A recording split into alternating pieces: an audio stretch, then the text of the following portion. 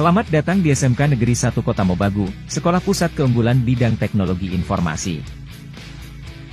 SMK Negeri 1 Kota Mobagu, yang berdiri pada tanggal 22 Februari 1963, adalah salah satu sekolah dengan peserta didik terbanyak di Provinsi Sulawesi Utara.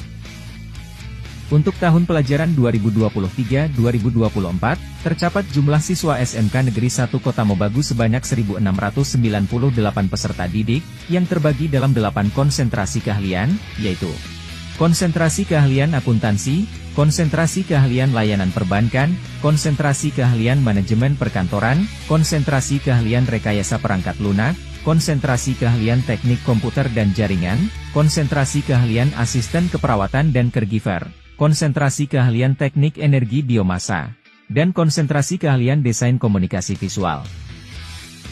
Sekolah yang dipimpin oleh Bapak Haji Hardi Mokoginta ini, memiliki tagline sekolah berbasis data, di mana semua aktivitas sekolah didukung dengan penggunaan teknologi informasi dan analisis keberhasilannya dilakukan berdasarkan atas data-data terukur. Selain itu, sebagai sebuah sekolah vokasi, SMK Negeri 1 Kota Mobagu juga menanamkan budaya positif dan budaya kerja pada seluruh aktivitas. Assalamualaikum warahmatullahi wabarakatuh. Yang saya hormati Bapak Ibu penguji uji kinerja mahasiswa PPG dalam jabatan Kementerian Agama Republik Indonesia LPTK IAIN Sultan Amai Gorontalo Batch 2 tahun 2024. Perkenalkan, nama saya Meliala Agansi, Sarjana Pendidikan.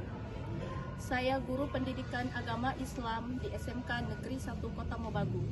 Saya adalah mahasiswa pendidikan profesi guru dalam jabatan Kementerian Agama Republik Indonesia kategori 2 batch 2 tahun 2024 di LPTK IAIN Sultan Amai Gorontalo dengan NIM 247072222,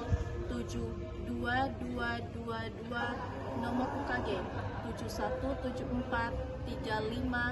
717435000149. Pada hari ini, Selasa, 28 Januari 2025, saya akan melaksanakan praktik pembelajaran dalam rangka penilaian uji kinerja dengan menggunakan model pembelajaran problem-based learning pada materi sumber hukum Islam, Al-Quran, Hadis, dan Ijtihad pada mata pelajaran pendidikan agama Islam dan budi pekerti kelas 10 fase E.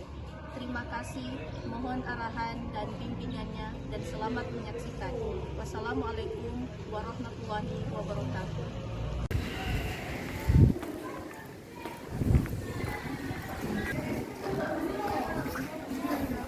Assalamualaikum.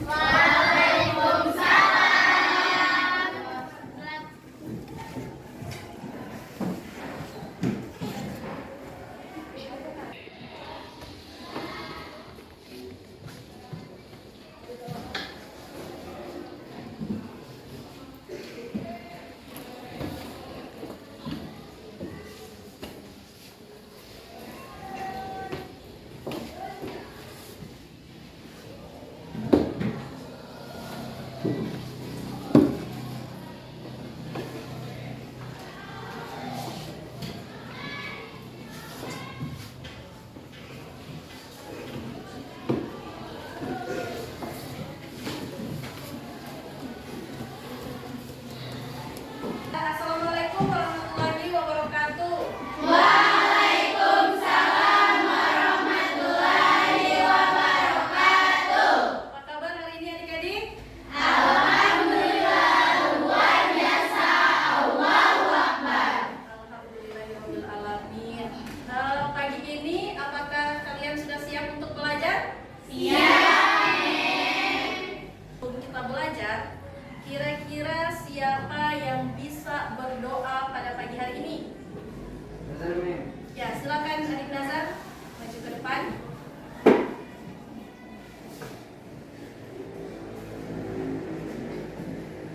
Teman-teman, sebelum kita belajar, mari kita sama-sama berdoa. Berdoa mulai. Bismillahirrahmanirrahim.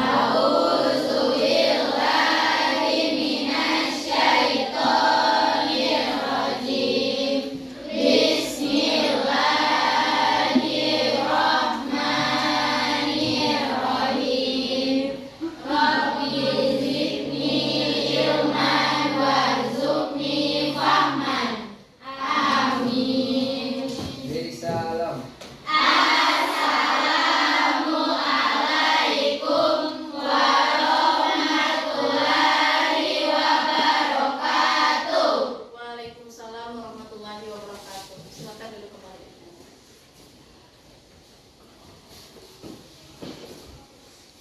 Baiklah adik-adik, coba silakan kalian mengisi link absen yang sudah membagikan lewat grup WhatsApp. Oke, coba diisi dulu link absennya.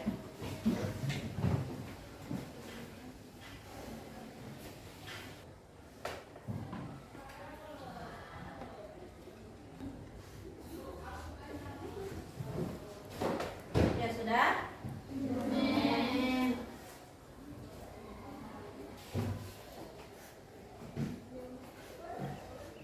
Remisi? Oke. Oh iya, ada yang tidak hadir hari ini? Ada siapa yang tidak hadir hari ini? Yesa dan Suci. Yesa dan Suci. Kenapa? Sakit. Sakit. Oke. Nah, jadi untuk Yesa dan Suci kita doakan semoga cepat sehat.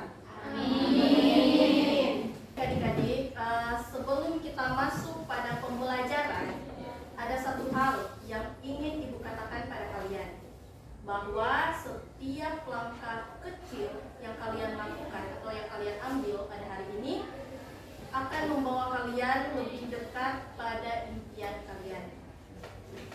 Jadi pesan Ibu, jangan pernah ragu untuk berusaha lebih lagi. Oke? Karena masa depan kalian itu ditentukan oleh usaha yang kalian lakukan pada hari ini. Oke? Nah, baiklah. Oleh sebab itu kalian harus terus belajar dan juga terus berkembang. Dengan cara apa? Dengan cara rajin-rajin sekolah, kemudian rajin-rajin belajar. Nah, baiklah, langsung saja. Ada yang masih ingat materi kita pada minggu yang lalu? Ada. Berbicara tentang apa? Syabrunan, percambangan. Ya, jadi materi kita pada minggu yang lalu itu berbicara tentang syu'abul iman atau cabang-cabang Iman. Nah, pada hari ini kita akan masuk pada materi dengan judul sumber hukum Islam, yaitu Al-Quran, hadis, dan juga ijtihad. Nah, pentingnya kita mempelajari sumber hukum Islam ini agar nantinya ketika kita mau menetapkan satu hukum, kita sudah mengerti atau kita sudah paham hukum-hukum apa yang akan kita gunakan nantinya ketika kita menemukan satu permasalahan yang ada misalnya di lingkungan kita, oke, atau di dalam kehidupan kita sehari-hari. Oke, nah baiklah, langsung saja kita akan masuk pada tujuan dari pembelajaran kita hari ini. Nah, tujuan dari pembelajaran kita hari ini yaitu yang pertama, peserta didik dapat menunjukkan sikap hidup dengan berlandaskan sumber hukum Islam yang mencakup Al-Quran, hadis, dan ijtihad dengan benar. Kemudian yang kedua, ada yang bisa membantu Ibu untuk membaca? Ya, Bu. Ya, silakan Karina. Peserta didik dapat mendefinisikan sumber hukum Islam. Ya, adik-adik, apakah kalian sering membaca Al-Quran di rumah? Sering. Oke. Kalau tadi malam kira-kira ada yang membaca Al-Quran? Ada. Coba angkat tangan, siapa saja? Ya, lumayan banyak ya. Alhamdulillahirobbilalamin. Berarti sebagian ini semalam sudah membaca Al-Quran. Nah, kira-kira ketika kalian membaca Al-Quran, apa yang kalian dapatkan? Ya, mendapatkan ketenangan. Ya, jadi perlu kita ketahui bersama bahwa Al-Quran ini menjadi pedoman hidup manusia atau petunjuk hidup manusia. Nah, kalau kita membaca Al-Quran, tentunya kita akan mendapatkan yang namanya ketenangan, dan juga kita nantinya akan mendapatkan syafaat dari Allah Subhanahu wa taala ketika nantinya kita meninggal dunia. Oke? Nah, baiklah. langsung saja kita masuk pada materi tentang sumber hukum Islam. Ya, baik adik-adik, silakan kalian lihat pembahasan materi yang akan Ibu putar pada video berikut ini. Perhatikan baik-baik ya. Perlu kita ketahui bersama bahwa Al-Quran adalah kitab suci umat Islam yang dipercaya sebagai firman Allah Subhanahu wa Ta'ala yang diturunkan kepada Nabi Muhammad SAW melalui perantara malaikat Jibril. Kata Al-Quran sendiri berasal dari bahasa Arab yang berarti bacaan. Al-Quran juga merupakan kalamullah yang artinya firman Allah Subhanahu wa Ta'ala. Al-Quran adalah satu-satunya kitab suci yang benar-benar berasal dari Allah Subhanahu wa Ta'ala dan tidak ada campur tangan manusia di dalamnya. Nah, perlu kita ketahui bersama bahwa Al-Quran pun mempunyai beberapa mukjizat yang dibagi atas beberapa poin, yaitu poin yang A, yaitu Al-Quran tidak mengalami perubahan sejak pertama kali diturunkan. Kemudian B, salah satu mukjizat terbesar Al-Quran adalah tantangan yang diberikan Allah kepada umat manusia untuk menulis sesuatu yang serupa dengan Al-Quran. Kemudian C, Al-Quran juga mengandung banyak ayat yang membahas berbagai aspek ilmiah meskipun diturunkan lebih dari 1400 tahun yang lalu. Banyak fenomena alam dan prinsip ilmiah yang baru ditemukan oleh ilmuwan modern yang sebelumnya telah disebutkan di dalam Al-Quran. Kemudian pada poin D, Al-Quran juga menunjukkan adanya pola numerik yang sangat menarik. Misalnya, kata Al-Quran disebutkan 70 kali dalam berbagai bentuk atau kata hari yang disebutkan dalam berbagai variasi juga menunjukkan keteraturan tertentu. Nah, Al-Quran juga mempunyai ciri-ciri khas, yaitu yang pertama, diturunkan secara berangsur-angsur. Artinya, Al-Quran diturunkan kepada Nabi Muhammad SAW secara bertahap dalam kurun waktu 23 tahun, sesuai dengan kebutuhan umat Islam pada saat itu. Kemudian yang kedua, yaitu bahasa Arab. Al-Quran diturunkan dalam bahasa Arab yang fasih dan ringan. Bahasa Arab ini merupakan bahasa yang paling tepat untuk menyampaikan pesan-pesan Allah Subhanahu wa Ta'ala.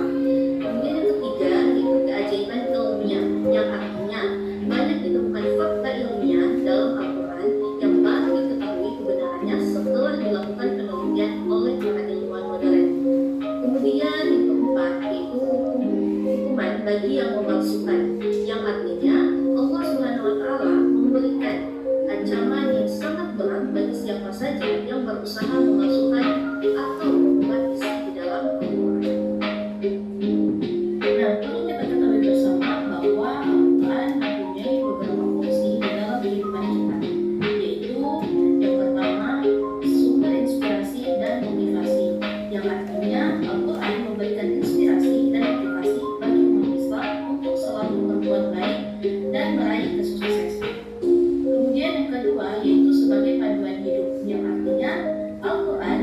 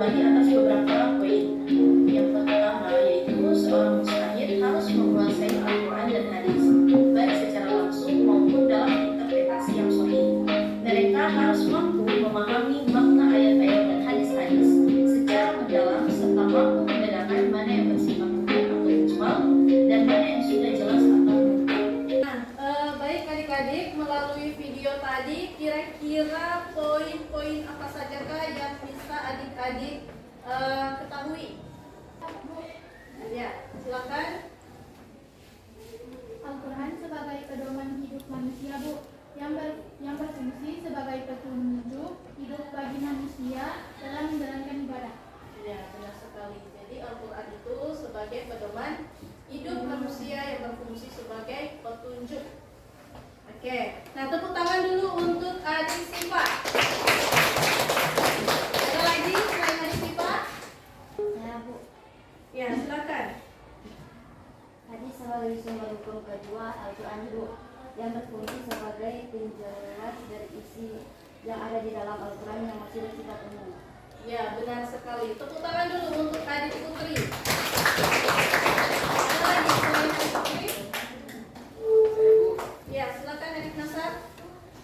istihad sebagai sumber hukum ketiga Bu, yang menjadi alat untuk pengambilan keputusan bila terdapat masalah yang tidak ada penjelasannya di dalam Al-Quran dan hadis. Ya, jadi ijtihad ini adalah sumber hukum ketiga yang ketika tidak ada penjelasan hukumnya di dalam Al-Quran dan hadis, maka kita pakai sumber hukum yang ketiga yaitu ijtihad. Ya, tepuk tangan dulu untuk adik Nasar.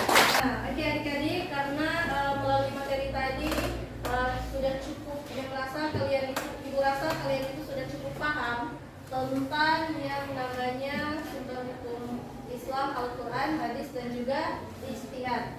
Nah, sekarang ibu akan buat kalian kelompok. Nanti silakan kalian membentuk kelompok.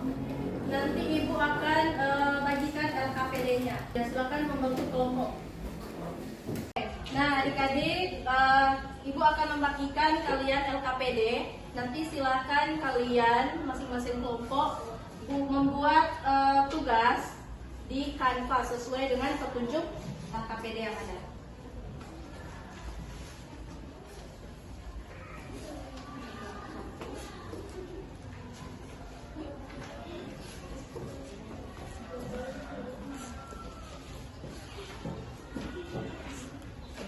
Nah, adik-adik, jadi silakan kalian perhatikan LKPD yang sudah ibu bagikan di tiap kelompok. Kemudian ikuti petunjuk atau arahan yang ada di LKPD tersebut.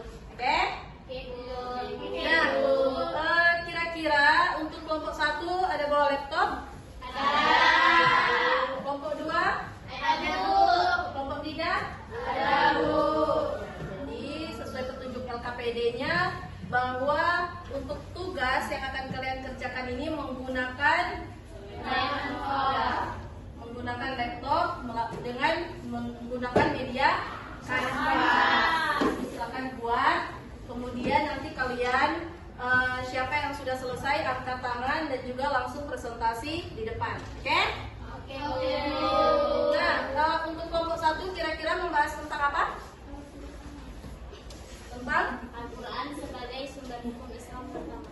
Oke, jadi membahas tentang sumber Al-Quran sebagai sumber hukum Islam yang pertama. Kelompok 2 membahas tentang apa? Hadis sebagai sumber hukum Islam yang kedua. Oke, hadis sebagai sumber hukum Islam yang kedua. Kemudian kelompok 3 membahas tentang apa? Istihad sebagai sumber hukum Islam ketiga. Ya, ijtihad sebagai sumber hukum Islam yang ketiga. Nah, untuk proses pembuatannya kira-kira berapa lama? 20 menit.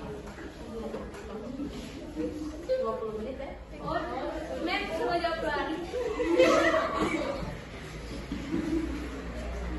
Baik adik-adik, kira-kira untuk proses pembuatannya kira-kira berapa menit? 20 menit. Oke, 20 menit. Ya, jadi ibu tunggu 20 menit dari sekarang ya. Iya. Bagi siapa kelompok yang sudah selesai, nanti silakan maju ke depan. Oke? Oke, Silakan buat. Ya, untuk kelompok 1 kira-kira ada kesulitan? Tidak ada. Untuk kelompok 2 kira-kira ada kesulitan? Tidak ada. Untuk kelompok 3 kira-kira ada kesulitan? Tidak ada. Silakan dilanjutkan. Oke, nah untuk kelompok 1, kelompok 2, dan juga kelompok 3, kira-kira ada yang siap untuk maju ke depan presentasi? Ada, Bu. Ya, kelompok 1, ya silakan kelompok 1 maju ke depan.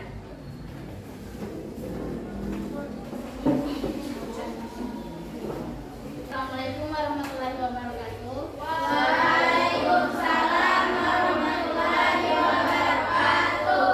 Perkenalkan, kami dari kelompok 1 ingin mempresentasikan hasil diskusi kami yang berjudul Al-Quran sebagai sumber Islam. Pengertian Al-Quran adalah kitab suci umat Islam yang dianggap sebagai wahyu langsung dari Allah yang diturunkan kepada Nabi Muhammad SAW melalui malaikat Jibril.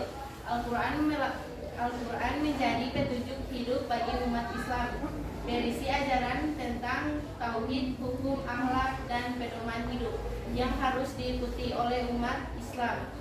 Kitab ini terdiri dari 114 surat yang terbagi menjadi ayat-ayat yang memiliki berbagai macam tema dan petunjuk, mulai dari kisah nabi-nabi terdahulu, hukum-hukum hingga ajaran moral. Sifat-sifat Al-Quran. Al-Quran memiliki sifat-sifat yang sangat mulia, antara lain muhtabah, ditunjukkan kepada seluruh umat manusia. 2. Mukjiz, merupakan mukjizat terbesar yang diberikan kepada Nabi Muhammad SAW. 3. Hidayah, artinya memberikan petunjuk hidup yang benar bagi umat manusia. 4. Kitab yang terpelihara. Al-Quran tetap terjaga dari perubahan dan kerusakan sejak diturunkan. Fungsi Al-Quran: 1. Sebagai petunjuk hidup. 2. Sebagai pemberi keberkahan. 3. Sebagai pengingat dan nasihat. 4. Sebagai mukjizat. 5. Sebagai pembeda dan pembawa kebenaran. Jadi kelompok 1 tadi sudah menjelaskan tentang Al-Quran.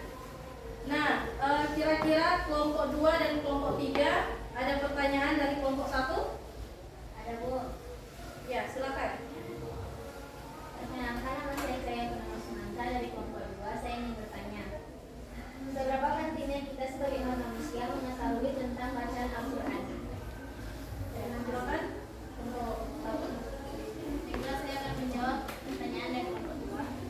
Mengetahui bacaan Al-Quran sangat penting bagi umat manusia, khususnya bagi umat Islam, karena Al-Quran adalah wahyu terakhir dari Allah yang diberikan untuk hidup.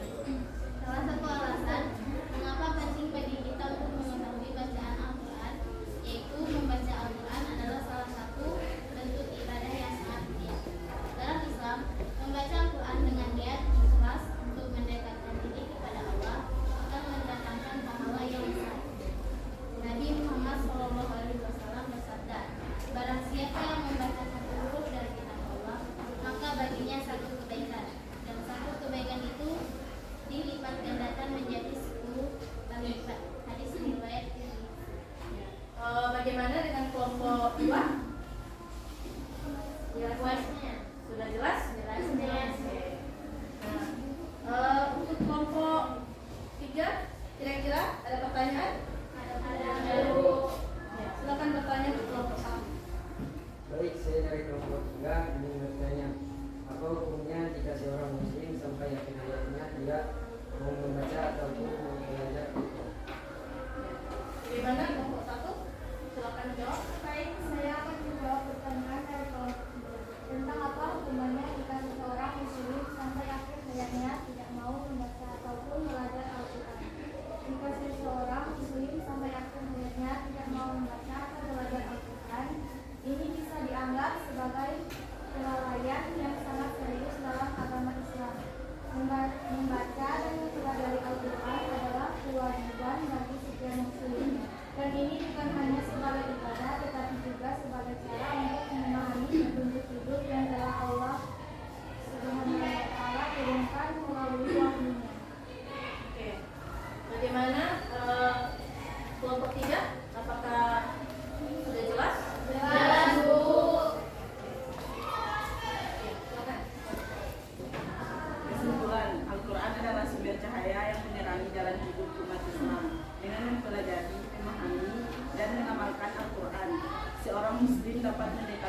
diri kepada Allah dan meraih kebahagiaan dunia serta akhirat. Presentasi dari kelompok 1. Kami ucapkan terima kasih atas perhatiannya. Wassalamualaikum warahmatullahi wabarakatuh. Waalaikumsalam warahmatullahi wabarakatuh.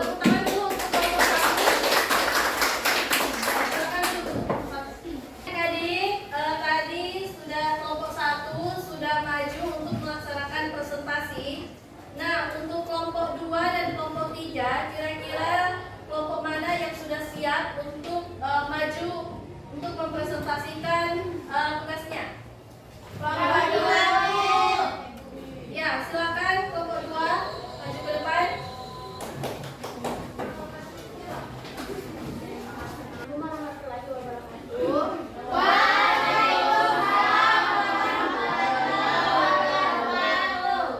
Perkenalkan, kami dari kelompok 2 akan mempresentasikan hasil dari presentasi kami yang berjudul Hadis sebagai sumber hukum Islam yang kedua.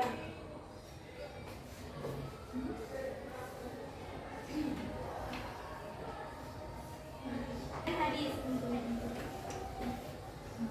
Hadis adalah segala perkataan, perbuatan, dan ketetapan takrir yang disampaikan oleh Nabi Muhammad SAW. Oke, nah adik-adik, tadi kita sudah membahas bersama-sama mengenai materi-materi tentang